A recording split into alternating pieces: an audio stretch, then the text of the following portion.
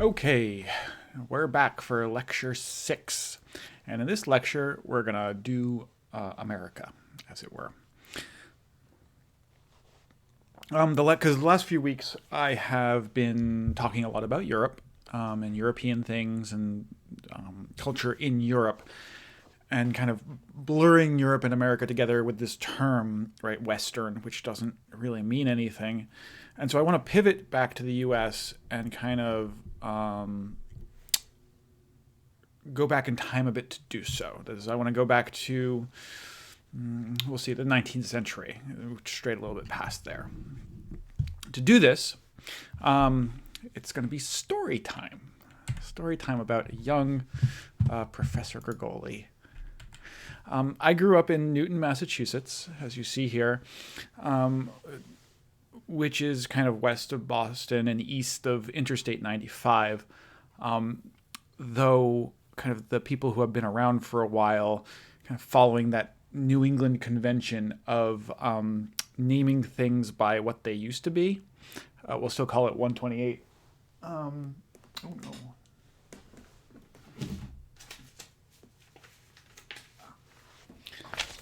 There's that. Sorry, I needed that. We'll usually call it 128. So 95 128 kind of follows the Charles River from Needham kind of up through past Newton through Waltham, right where you see where that little arrow is. Charles kind of makes a right hook. And when I was like kind of right there where the arrow is between the highway and the river, there's a weird kind of thing there. I was kind of 10 or 12 when I first came upon it. We liked to go to Charles River Canoe and Kayak, which is right off Route 30. And usually we used to make longer trips, but then when I got like a little bit older and I wanted my own kayak, we needed to do shorter trips so they wouldn't have to like tow me back because that's, back up the river.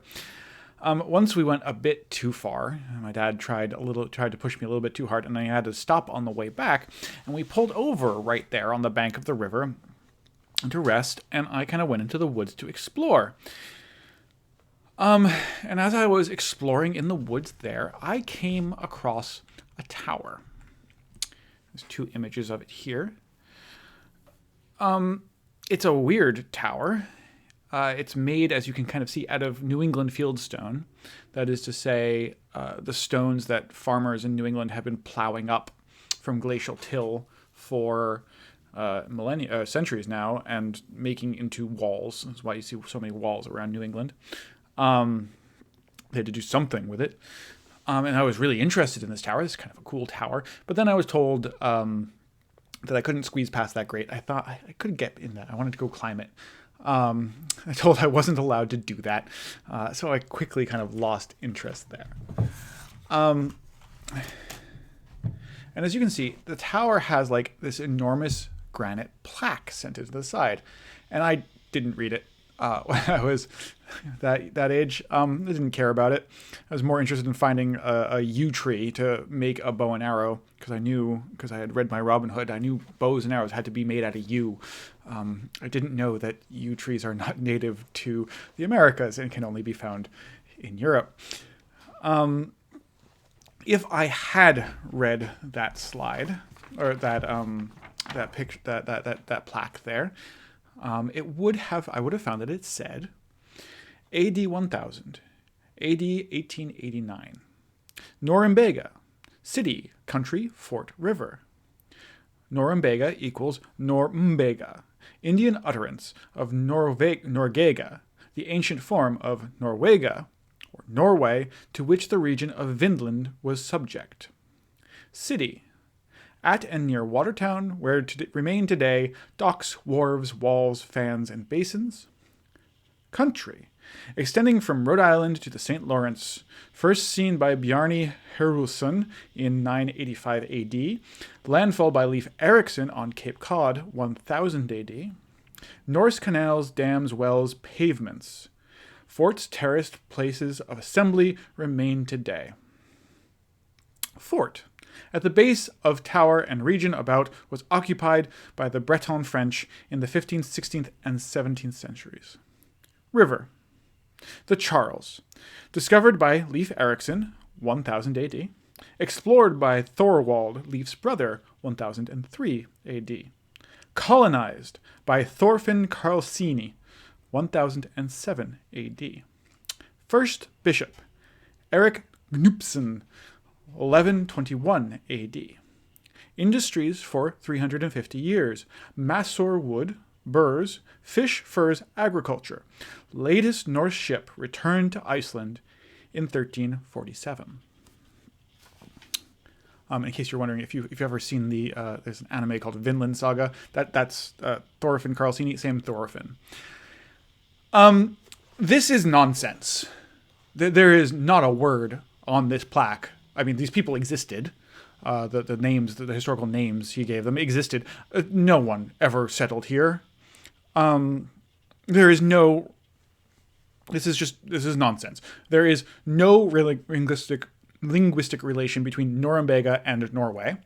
But you can kind of see in that what I was talking about a couple weeks ago about how philology kind of bent to what people wanted it to do. No pre-modern docks, walls, wharves, fans, or basins are or were archaeologically evident near Watertown, nor a site for an Althing, which is a type of Norse governing council, that's the assembly place he mentions. There is no French presence, Breton or otherwise, in New England in the 15th century or the 16th century or the 17th century, barring Maine a little bit in the 17th century. No evidence whatsoever that any pre-modern ship from Iceland or Scandinavia generally ever reached or returned from Massachusetts Bay.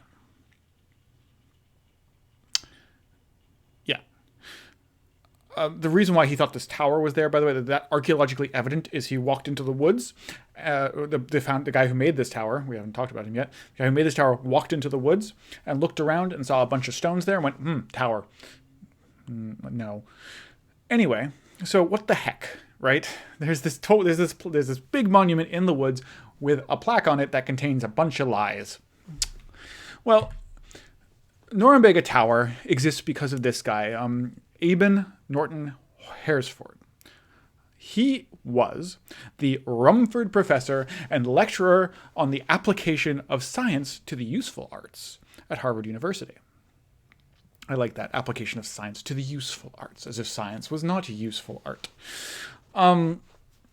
His kind of major claim to fame, the reason why he had enough money around to build a tower in the middle of nowhere for no reason, is that he replaced cream of tartar with calcium biphosphate in baking powder.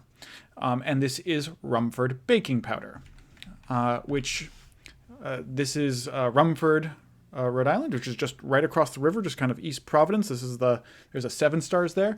This is where he made his baking powder. Just like, 20-minute bike ride. It's maybe, 10-minute car drive right there. Anyway, Haresford was obsessed with establishing a Norse presence in North America before Christopher Columbus. And he did this mostly through popular appeal, right? He's a professor of chemistry. He's not a historian. He's not an archaeologist. He has, these two things are also relics of Haresford. The big picture is a statue of Leif Erikson at Charles Gate, right by the Muddy River, pretty close to Fenway Park, in Boston, on Commonwealth Avenue, on kind of the median of Commonwealth Avenue in Boston as it goes to the Boston Common. This is, of course, a 19th century statue that he had commissioned. There's many things about this statue that are weird and wrong, including like the bra that's going on there. I don't know what he's doing. Anyway, he also commissioned a plaque, which you see on my right, over there. A plaque at the intersection of Fresh Pond Parkway and Mount Auburn Street for the site of Leif's home, which you can see reads, Leif Erikson had built a house here in 1000. He did not. Right, as I said, and the tower, there's no he's not an archaeologist. None of this there's no evidence for any of this. No one ever thought that there was evidence for any of this. So why, right? Well, Horsford was, like many educated kind of WASP men of his day, a devout adherent to racial theory, to Anglo-Saxon to the idea of Anglo-Saxons as like a pure race that is responsible for the scientific advancement of humanity. And these actions are dictated by that. That is, the Norse presence in Massachusetts Bay before Columbus in the 14th century, right, would mean that Europeans, quote, discovered America before all the important bits of the Middle Ages, right? So that there was Europeans in America in the Middle Ages. And also that Americans weren't, again, discovered by an Italian, right, which we talked a little bit about with Brian Bois-Guilbert last week, is not Anglo-Saxon, right? Columbus was not white in the 19th and early 20th centuries. The point at which I think I've said this at some point, but when I met my wife's grandfather, he called me a Guido, which is a racialized term for Italian. So like this thing is still around. Italians are only marginally, only recently accepted as white. We can talk about more of that later. So he didn't want this Mediterranean, hot-blooded Mediterranean, non-Anglo-Saxon running around claiming to have discovered a continent that good, pure white Anglo-Saxons had discovered. We also see this in Horsford's insistence that the 15th century fort at the location of the Norumbega Tower was Breton French. Breton, right, Brittany, is this region you see behind me of France, Brest, Vannes, Rennes, Quimper. It's kind of culturally distinct from all regions of France are kind of culturally distinct from each other. This one a little bit more so. Breton or Brittany is a home to a Celtic linguistic group. That is to say, there's more in common between Gaelic, between Irish, and Breton than there is, right, it's not a Romance language, than there is between Breton and French. And this is true to this day. If you ever meet a person who says they're from France and has this weird accent that sounds at times Scottish, at times English, at times French, and sometimes like vaguely Spanish for some reason, they're Breton. I had a TA in undergraduate for that who had that. And I was trying forever to figure out where he was from his accent, and it turns out Breton. And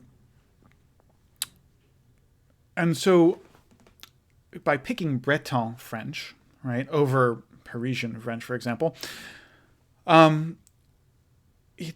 Horsford manages to associate the kind of continuity of the medieval presence in Massachusetts Bay, European medieval presence in Massachusetts Bay, with Anglo-Saxon, right, with English, with British people from the British Isles, with language groups equals peoples from the British Isles, rather than kind of the Gauls, right, which was more like a racially debased term in the minds of these people, in the minds of the 19th century.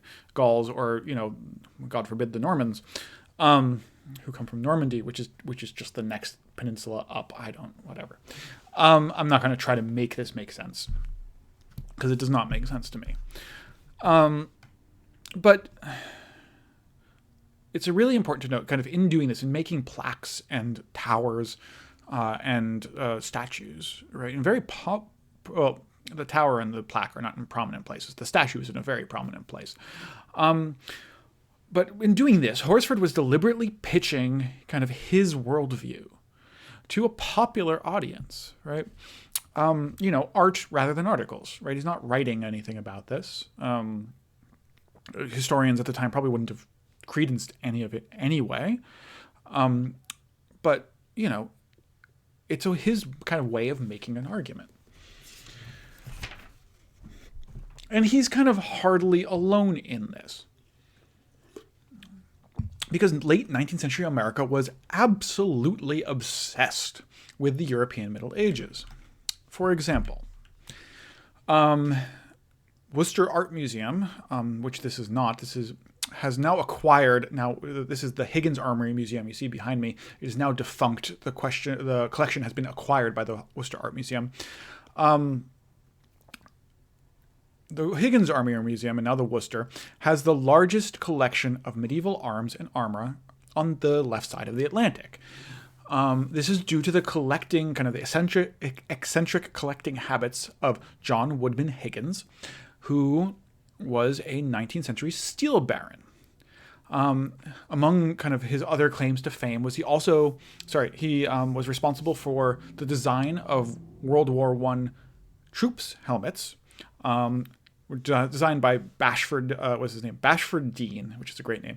Bashford Dean, the curator of the Higgins at the time, looked at his medieval exemplar, and commissioned by Mr. Higgins, built a helmet for warfare in the trenches. Higgins also kind of bought and imported to the United States a single room from a French monastery, which you can kind of see in the vaulted ceiling there. Like he bought the room, had it taken to pieces, brought over, and reassembled in the United States. And in this, he prefigures kind of two kind of later things, which is the cloisters in New York. If you've ever been to New York City and gone to the cloisters, that's 4 monasteries purchased in France, disassembled, and rebuilt in New York City in the 1930s. 4 French monasteries, and that's with the Rockefeller's money. And also the cloisters also host an extensive medieval art collection, 5,000 to 6,000 pieces. There are also things like London Bridge, which use kind of the big picture there, which is not Tower Bridge, right? It's not the bridge with the 2 big things. This is actually London Bridge. London Bridge is falling down is this, which was built in the 1830s and disassembled and transported in 1967 because someone bought it as they were trying to replace it, to Lake Havasu City, Arizona, where it now sits. But you can tell it's London Bridge because it's got little British flags on the top there. And in a very real sense, this is purchasing a medieval past for the United States. Because remember, the United States is a colonial space, right? It is a colony originally of the British Empire, and therefore is denied the sense of modernity, because it doesn't have the same shared past. And in a way, just buying this stuff is a way to get that shared past, to say that, no, we are too part of your tradition, right? We are coeval with you. But there's also kind of, in addition to it just simply purchasing a medieval past, remember kind of before the First World War, you could still build a medieval past in a very real way. And so there's some endeavors like, before we're creating a medieval past, right? There are some kind of people tried to find things, right? Tried to find places and evidence of a medieval European presence in the Americas. And some endeavors are kind of like Horsford's Norumbega Tower, where they just kind of, oh, there's stones. This must be a fort because there's no stones anywhere else in New England. But you also have things like, in Newport, Rhode Island, there's this thing which one news article calls a mystery tower. And various people say that it's a remnant of a Viking fort. No, it is not a mystery. This is a windmill. This is the bottom of a windmill. There's no mystery about it. No one's confused. But this kind of idea, we may not, some people still say, conspiracy theory sort of stuff, kind of still claims that this is like a Viking remnant. And you also have kind of the picture that's on my right, which is the Kensington runestone, which is kind of a hoax. It is not a real runestone. It was discovered kind of in the Great Lakes, kind of discovered, right? Big scare quotes there, by a farmer of Scandinavian ancestry in, I believe it was Wisconsin or Minnesota. I can't remember which actually off the top of my head. It was discovered in 1898. And internally, it dates itself to 1362. And remember, Horsford had Vikings in Massachusetts Bay until 1347. And it was recognized. The Kensington runestone was recognized as a hoax, pretty much when the first academics saw it, 1910. Anyone who can read kind of Viking runes can understands that the words that are there are linguistically impossible. It's basically someone wrote Norwegian in runes and said, "Oh, look, I found a thing." But people still believe it. People still think that there's evidence that the Norsemen navigated the Great Lakes all the way to the Midwest, where there is a substantial, right, when 19th century immigration in the Americas, a lot of people from Scandinavia kind of went to Wisconsin, kind of that kind of area. And this kind of stone, even though it was quickly seen as a forgery, there was a guy named Halmar Holland, he's a Norwegian-American author, kind of promoted ideas of Norse colonization of the Americas kind of in this period, and he kind of took up the cause of this stone, this rune stone, and kind of propagated it. Now, also, to the previous point, which I kind of jumped ahead there is also literal building campaigns. People are building medieval pasts in America. Right? And there's many, many examples of this. One of them is this. It's one of my favorite buildings. This is the Cathedral of St. John the Divine in New York City. Right? It doesn't look like it should be in New York City. It looks like it should be in somewhere in France. It was begun in 1892, and as you can kind of see from the tower on the right, the tower up, where's my hand? There's my hand. The tower up there. It's not done. People call it St. John the Unfinished, I believe is the going title. And it has a construction story that would be entirely familiar to many genuine medieval European cathedrals. It has suffered several destructive fires, the most recent one within the past 5 years. It was built slowly in phases, and there are 3 different architectural styles, that is Byzantine Revival, Romanesque, and Gothic Revival are kind of evident in its construction. And it is still under construction after 129 years, right? So even the time scale of building this thing is medieval.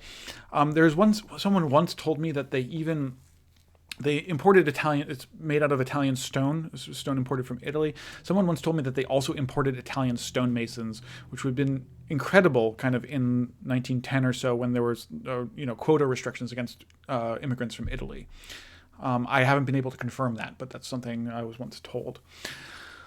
And kind of in addition to these churches and things like that, there's also Campus Gothic. And here I'm just going to dunk on Yale because that's just fun. So the left is Oxford and the right is Yale. Yale's campus particularly is trying very, very hard to evoke an image of academia that is Oxbridge, right? Oxford, Cambridge, to the point of basically, replicating design features. I believe they have a clock tower with one of those. It's a piano, but it plays bells, and sometimes they play the Harry Potter theme on that. Like very kind of strange medievalisms. And to be fair, Yale's not the only one. We can also dunk on Princeton for this. We can also dunk on UChicago for this. But even kind of more obscure college campuses, like Sewanee, the University of the South, I think it's like the Ohio State, you have to say that whole thing, which was first kind of built, the campus was first built there in 1856, right before the Civil War, also has a very medieval aesthetic, and we'll talk about that in a second. But it kind of, because when we're talking about these kind of buildings of campuses, we have to kind of note that this is not an obsession, like this interest in building a medieval past is not something that was inherent to America from the moment of the Revolution, right? The only Gothic-style building on Harvard's campus, for example, is Harvard Divinity School. It's Andover Hall, which was finished in 1911, right? It's a late addition to Harvard. It's one of the latest additions before all the science buildings kind of go end up to Harvard's campus. The rest of Harvard's campus, kind of the old buildings on Harvard's campus, are American Colonial and Neoclassical. And there aren't any campus Gothic, there's no kind of high Gothic buildings at Brown, right? Not a single one, because they were all built too soon or too late. And there was, yeah, and this is even though there was an interest in the cultural legacy, in including like an Anglo-Saxon cultural legacy in America in the at the point of the Revolution. Thomas Jefferson wanted to put the legendary Saxon chiefs Hengst and Horsa on the Great Seal of the United States. But this didn't kind of make its way into architecture. There's no need to build, right? It was a cultural thing, and for some reason in this late 19th century, all of a sudden we have to build like this. And this even when this cultural kind of obsession occurred, it still had kind of strict boundaries. I would note kind of that all the buildings that are built in this kind of Gothic style are religious or academic structures. And that the United States almost universally builds its governmental buildings in a neoclassical style, which a certain someone tried to reify into law before he was kicked out of office. But yeah, so there's like so kind of governmental buildings harken back to Rome, and religious and academic buildings harken back to the medieval past. And so this is not like just merely artistic inspiration, right? This is not just people being like, "Ooh, I like the way that looks," and just going Gothic everywhere. So it with no like, there's not a lack of politics here. There's an abundance of politics here. Kind of a specific moment in the late 19th century, trying to build a Middle Age for the United States. And it's this, we have to kind of view this deliberate construction of a European medieval history for the United States as a means of claiming the authorizing length and depth of history which European states already had, right? You can't be a proper state if you only started existing in the modern period. And this is really kind of important because this coincides, this late 19th century moment, if we think about other things that are happening in the world, coincides with America's expansion, kind of explosion onto the world stage, kind of most obviously with the Spanish-American War of 1898, which is when the U.S. kind of now has colonies in the Philippines and Cuba, taking them over from the Spanish. Right, this is the United States is at this moment trying to think of itself as a world power, and this is also the moment where it's trying to build itself a medieval past, and those things are related. And similarly, as with its European equivalent, this interest in building a medieval past is deeply racialized. That is, in the South, we've already read, right, that plantation chivalry had become, right, which Twain was talking about, had become lost cause medievalism, right? That the people who kind of opposed, the Southerners who opposed Reconstruction, cast themselves as resisting in a medieval mode. The kind of the Saxon Norman dynamic of Walter Scott did not go away, right? The Knights of the Ku Klux Klan are what kind of showed up. They're, Ku Klux Klan is a weird nonsense set of words, but Knights is pretty obvious, and the KKK dresses like Templars. And that's not an accident. And again, we read about kind of this in last week's Devil's Historians. There's also, I want to come back to this one place. So this is Sewanee, the University of the South, which is kind of halfway between Chattanooga and Nashville. It's 2 hours south of Nashville. And today it's a kind of a very pleasant campus. They've done a lot of kind of social justice issues. They're pretty good. But the campus was built, as I said, really in Reconstruction, right? Between, say, 1850 and 1920 or so. In kind of Jim Crow, Reconstruction, then Jim Crow South. And the campus is entirely Gothic. It is entirely stained glass and big stones with crenulations. And as you can see in the middle there, like one of the students is actually wearing medieval academic dress. That's like the robes you usually wear at graduation. The teacher's teaching those. Even still there, right? There's this kind of deliberate and affected medievalism. And this is, again, a place which calls itself the University of the South. So this kind of medieval history, this is still with us in a lot of ways, even if it's kind of left in others. Okay. So that's kind of that's the 19th century, and I kind of want to transition as we talk, because that's 19th century in popular culture, and I want to kind of transition now kind of to post-war America and academic culture, because there's not much that changes kind of in the U.S. after kind of in the popular vein until we get to talking about neo-medievalism again, which we'll get to. Because, like, I mean, this kind of impulse, we can clearly see kind of remains strong in popular culture in the U.S. because, like, the Second World War is commonly called, like, the Last Crusade, Indiana Jones and the Last Crusade. There's Nazis in it for reasons. You're supposed to kind of make that connection.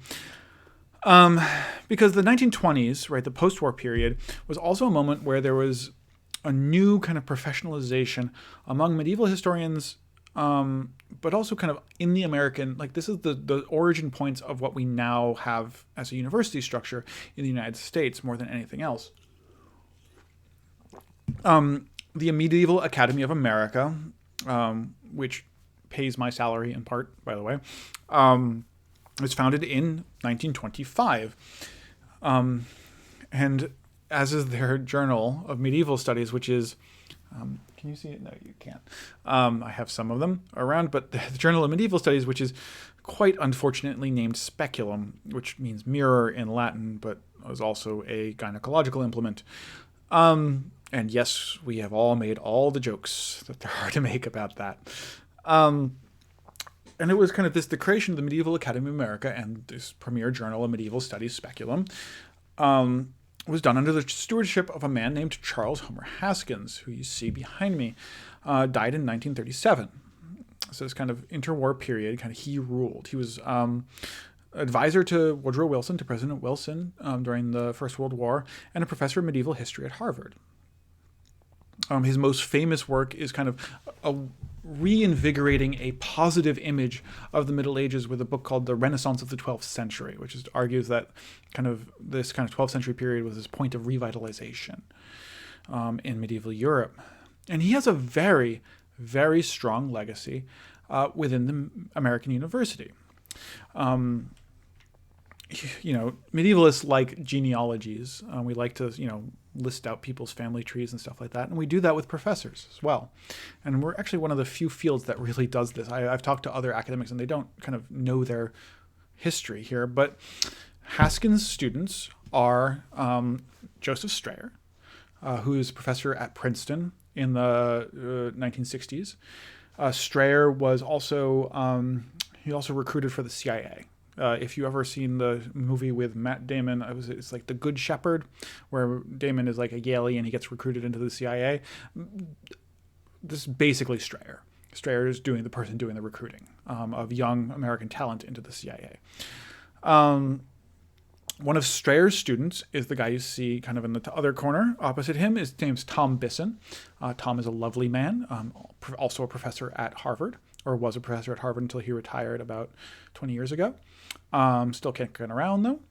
One of Tom's students is Amy Remensnyder, who you see in the bottom corner there, who is a professor of medieval history at Brown. And one of Amy Remensnyder's students is me. Right? So this kind of genealogy of who's kind of doing, who's at the top of the profession. Not that I'm at the top of the profession in any way, shape, or form right now, but Professor Remensnyder, Professor Bisson certainly are. This tradition still is there, right? There's this intellectual tradition of we say Dr. Vater to Dr. Vater, right? From one's doctoral parent to doctoral parent, or Dr. Mutter, as the case may be. And almost all, or at least half, let's go with that, of professors of medieval history at Ivy Leagues or R1 institutions, like top-level research institutions in the United States, will trace their intellectual genealogies back to Haskins. It's pretty much all of the U.S. Academy. The only exception that I can think of off the top of my head is Mike McCormick at Harvard, who is he trained in Europe. at Louvain. And under the influence of Haskins, right, who had himself been kind of taught by those Americans who went to Germany, right, and studied with the students who had studied under Ranke, right, and kind of got that mistranslation rather than the romantic impulse to the hyper critical impulse, right? Not as it essentially was, but as it was, right? As it just as it was. Haskins is kind of trained by those people, and so kind of he, through him and his students, kind of the American Academy pivots to forcefully distance itself from contemporary concerns in their scholarship and embrace positivism. That is, if Haskins is confronted by a Horsford, Haskins is going to be like, that has nothing to do with me. Right? He can do whatever he wants with these monuments. That's not scholarship. It doesn't matter. Right? Right? The goal kind of in this intellectual tradition, again, started by Haskins, and we've been more critical about it since, but we're not out of it, is to study history as history, and kind of a thing that's past, a thing that has no connection to the present. And you can be objective and positivist is the term here. And that this objective positivity, or positivist objectivity, as it were, is a good and achievable goal, right? And this kind of this approach to history has a very strong resistance to theoretical structures, like gender scholarship. Although again, Amy does quite good on that front. But just strong resistance to theoretical constructions as interpretive lenses to look at history. Like this is viewed as presentism, right? Like you're using present concerns to look on the past as if that wasn't always what was happening. We might also call this, and to say like also, like they're looking through lenses too. It's just, they're just not, their lenses aren't culturally normative, whereas something like gender is, or racial theory, or critical race theory, which is kind of the current one, is less kind of normalized, as it were. It's not looking at white men. This is also what we might call an ethnographic approach to history, which is to say, like kind of 19th century ethnographers, historians travel to their sources. Their sources give them information. Their sources are their informants, their ethnographic informants. They travel to their information and then bring it back to the center, right? And this is an inherently kind of colonial activity. The same way that we kind of in the very first lecture, I talked about that woman who like went to Africa and was like, oh, they have whales here, right? She was doing the kind of same thing. She got the informant and brought it back to the people who didn't know it, which is called discovering it, right? And this is problematic so this kind of approach to history, this kind of ethnographic approach to history is problematic because, again, it replicates colonial structures, but it also kind of assumes that the sources are a thing that contains truth, right? That you can, like your sources, you might have to like manipulate it after and interpret it to make sure, because they might not understand the truth, right? It also kind of looks down on the source. But like you can get truth out of it. You can squeeze truth out of it. And this is something we will call new medievalism, which is to say new medievalism is essentially go hide in your books and don't come out, right? And this is opposed to the previous discussion, which talked about neo-medievalism, which is to say the relocation of the Middle Ages into fiction. But both new medievalism and neo-medievalism are both splits, are two things that split off of the central kind of point, which is the death of the Middle Ages in the culture of World War II. Right? These are two different responses. One is to kind of do a thing which has historical implications and real-world implications, but kind of deny the fact that it's history. And the other is to remove oneself from kind of any sort of real-world implications and go into a very deep academic dive. Again, both of these coming from the same cultural moment as European Westerners tried to grapple with the fact that they couldn't maintain this medievalism, this medieval worldview that they had before the First World War. And this kind of has all come to a head in academia, in my field, in things I do, in the past decade. But that, I think, is a story for another class. Once again, questions by 12 p.m. Thursday to my email. If you have questions on the lecture or the readings, if there's things you don't understand in the readings this week are Lord of the Rings, that is Return of the King, Beowulf, and some excerpts from Devil's Historians, I think. Is there actually an excerpt from... Anyway, it's on the syllabus. It's on the website. The Lord of the Rings excerpt kind of assumes that you kind of know the basic story structure of Lord of the Rings. If you haven't watched the movies once or twice, if you haven't read any of the books, it would probably be useful to go kind of get a summary somewhere of what's going on there. But I'll see you guys in section.